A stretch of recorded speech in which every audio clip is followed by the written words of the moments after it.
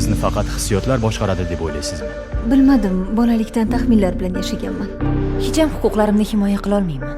Meni nima boshqarishini to'g'risi bilmayman. Kitoblar bilan unchalik oshno emasman. Tabiiy fanlarni yaxshi o'rganmaganman. Hayot yo'llarida ko'p chalkashdim. Gipotezalarni isbotlashga qiynalaman. Fikrlarimni bayon qilishga qiynalaman. So'ramaganingiz yaxshi. To'g'risi, yashashni nimadan boshlashni bilmayapman.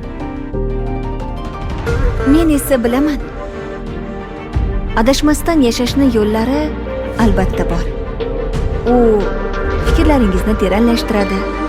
Teran fikrlar esa yangi ixtirolar, ixtirolar esa omadli yo'llarga chipta demakdir. Fikrlash nima o'zi? U ilm. U kelajak. U rohat. U ertani ko'ra olish. Men endi kimligimni bilaman. Bu bilan ishimni topdim. Men esa o'zligimni. Men huquqimni, Men omadimni. Men burchimni. Men boyligimni. hali o'rganadigan narsamiz ko'p. Bu yo'ldan endi to'xtamaymiz. Hey, hali ham o'tirsammi, o'qisammi yo'qmi deb.